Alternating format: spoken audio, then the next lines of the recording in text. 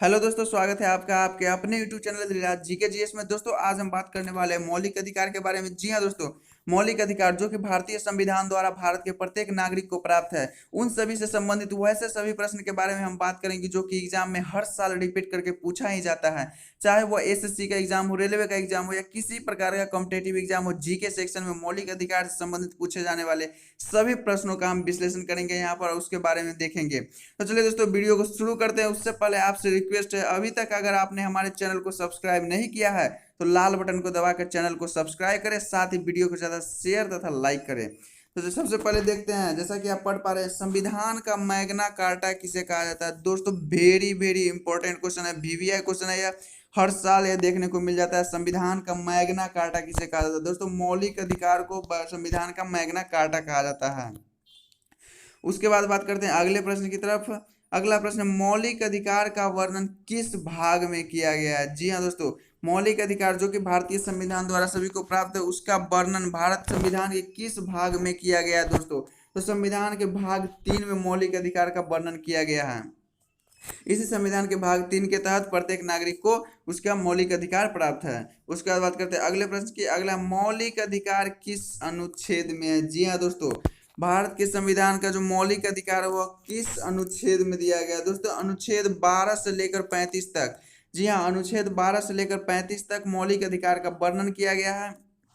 उसके बाद बात करते हैं अगले प्रश्न की। जैसा कि आप पढ़ पा रहे हैं, मूल संविधान में कितने अधिकार प्रदान किया गया था। जी हाँ दोस्तों, मूल संविधान जो कि भारत का संविधान जब निर्माण किया गया था, उस वक्त भारतीय नागरिक को कितने मौलिक अधिकार प्रदान किया गया था। जब संविधान का निर्माण हुआ था उस समय, तो दोस्तों उस समय भारतीय संविधान द्वारा 7 मौलिक अधिकार भारतीय नागरिक को दिया गया था। जी हाँ, मूल संविधान द्वारा 7 मौलिक अधिकार दिया गया था। कौन कौन से अधिकार था दोस्तों, जैसा कि आप देख पा रहे हैं, सबसे पहला समता का अधिकार, सेकेंड है स्वतंत्रता का अधिकार, शोषण के विरुद्ध अधिकार, उसके बाद नेक्स्ट है दोस्तों धार्मिक स्वतंत्रता का अधिकार, और फिर संस्कृति तथा शिक्षा का अधिकार, और छठा है संपत्ति का अधिकार, तथा दोस्तों सातवां संवैधानिक उपचारों का अधिकार। इन सातों अधिकार को दोस्तों मूल संविधान का निर्माण हुआ था उस वक्त भारतीय नागरिक को प्रदान किया गया था।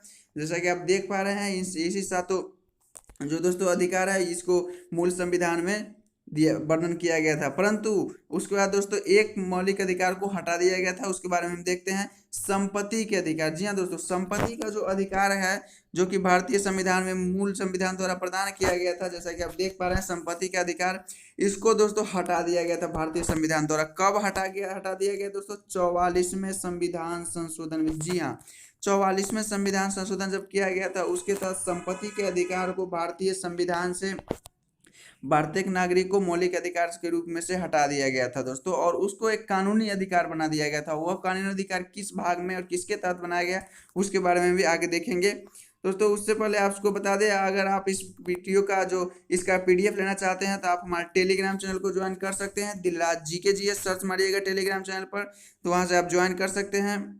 वहाँ आपका प्रत्येक वीडियो का पीडीएफ मिल जाएगा, साथ ही सबसे पहले कोई भी वीडियो का आप वहाँ पर आपको अपडेट मिलता रहेगा।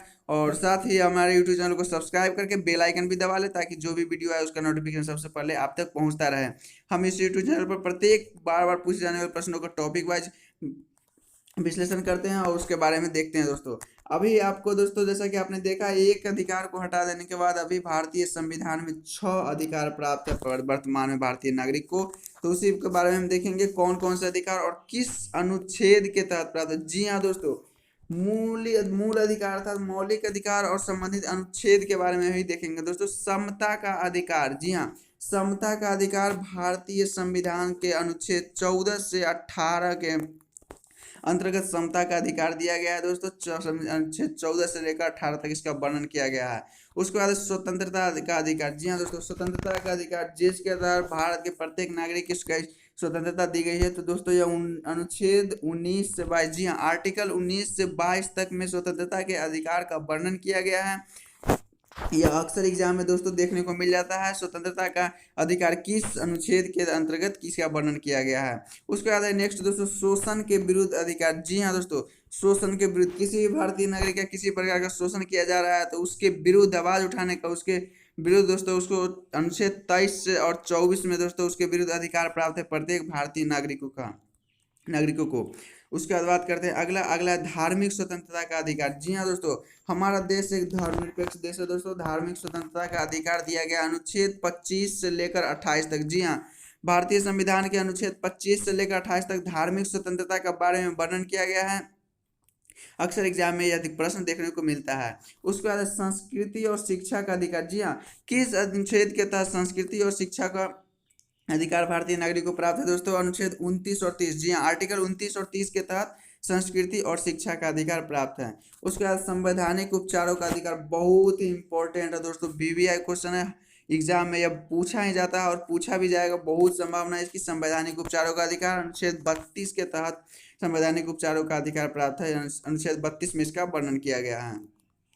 उसके बाद प्रेस की स्वतंत्रता किस अनुच्छेद में आता है? जी हाँ दोस्तों, प्रेस को हमारे भारतीय संविधान का चौथा स्तंभ भी कहा गया है। जी हाँ दोस्तों, चौथा स्तंभ भी प्रेस को कहा गया है। तो इसकी स्वतंत्रता किस अनुच्छेद के तहत आती है दोस्तों? 19A। जी हाँ, अनुच्छेद 19 का भाग अ। जी हाँ दोस्तों, भाग अ के तहत प्रेस की स्वतंत्रता का वर्णन किया गया है अनुच्छेद 19 के ए में। जैसा कि आपको पता है 19 जो है स्वतंत्रता के अधिकार के लिए इसमें वर्णन किया गया है, तो उसी के अ भाग में दोस्तों प्रेस की स्वतंत्रता के बारे में वर्णन किया गया है। उसके बाद नेक्स्ट प्रश्न नेक्स्ट है, किस अनुच्छेद के अंतर्गत 6 से 14 वर्ष के बच्चों को निःशुल्क शिक्षा का प्रावधान है? जी हाँ, 6 से 14 वर्ष के बच्चों को निःशुल्क शिक्षा का प्रावधान किस अनुच्छेद के तहत किया गया है दोस्तों? तो अनुच्छेद 21 के क। जी हाँ दोस्तों, अनुच्छेद 21 का जो क भाग है उसके अंतर्गत 6 से लेकर 14 वर्ष के बच्चों को निःशुल्क शिक्षा प्रदान करने का प्रावधान किया गया है दोस्तों। उसके बाद है नेक्स्ट, बाल मजदूरी को किसके तहत अपराध घोषित किया गया? जी हाँ दोस्तों, बाल मजदूरी हमारे देश में एक कानूनी अपराध है दोस्तों। इसको किसके तहत घोषित किया गया है दोस्तों? तो आर्टिकल 24। जी हाँ दोस्तों, आर्टिकल 24 के तहत बाल मजदूरी को अपराध घोषित किया गया है दोस्तों। कोई भी बाल मजदूरी अगर कहीं पर हो रहा है तो वो एक तरह से अपराध है दोस्तों। तो यह आर्टिकल 24 के अंतर्गत आता है। यह भी प्रश्न बार बार देखने को मिल जाता है एग्जाम में। उसके बाद बात करते हैं नेक्स्ट प्रश्न की। नेक्स्ट है, संविधान की आत्मा किसे कहा गया है? जी हाँ, यह बहुत ही इंपॉर्टेंट क्वेश्चन है। रेलवे, एसएससी का फेवरेट क्वेश्चन है। चाहे कोई भी कंपटीशन का एग्जाम हो, जीके सेक्शन में यह क्वेश्चन बार बार देखने को मिलता है। संविधान की आत्मा किसे कहा गया दोस्तों?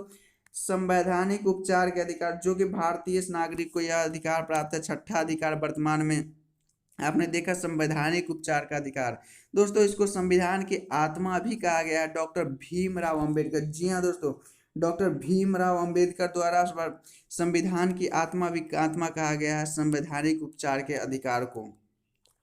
उसके बाद नेक्स्ट, उपाधियों का अंत किस अनुच्छेद से होता है? जी हाँ दोस्तों, उपाधियों का जो अंत होता है वो अनुच्छेद 18 के अंतर्गत उपाधियों का अंत किया जाता है। उसके बाद संपत्ति के अधिकार को किस भाग के तहत कानूनी अधिकार बना दिया गया दोस्तों? अभी हमने देखा था संपत्ति के अधिकार को 44वें संविधान संशोधन। जी हाँ दोस्तों, 44वें संविधान संशोधन द्वारा उसको हटाकर कानूनी अधिकार बना दिया गया था मौलिक अधिकार से। तो उसको दोस्तों कानूनी अधिकार बनाया गया किस भाग में और किस अनुच्छेद के तहत दोस्तों? भाग 12। जी हाँ, भारतीय संविधान के भाग 12 में और अनुच्छेद 300 के क के अंतर्गत संपत्ति के अधिकार को मौलिक अधिकार से हटाकर कानूनी अधिकार बना दिया गया है दोस्तों। बहुत ही इंपॉर्टेंट है, इसको नोट कर लीजिएगा आप लोग। पीडीएफ आप लोगों को इसको लेना है तो हमारे टेलीग्राम चैनल ज्वाइन कर लीजिए, दिलराज जीके जीएस। वहाँ पे आपका टेलीग्राम मिल जाएगा दोस्तों। संपत्ति के अधिकार को अनुच्छेद भाग 12 के अनुच्छेद 300 के क के अंतर्गत संपत्ति के अधिकार को दोस्तों कानूनी अधिकार बनाया गया। तो दोस्तों ये थे आज के महत्वपूर्ण प्रश्न मौलिक अधिकार से संबंधित, जो कि बार बार एग्जाम में रिपीट करके पूछे जाते हैं। बहुत ही इंपॉर्टेंट है, आप लोग इसको नोट कर लीजिएगा दोस्तों। मौलिक अधिकार से संबंधित महत्वपूर्ण प्रश्न को, साथ ही वीडियो को ज़्यादा से ज़्यादा शेयर कीजिए तथा वीडियो को लाइक कीजिए, साथ ही चैनल को सब्सक्राइब जरूर कर लीजिए दोस्तों।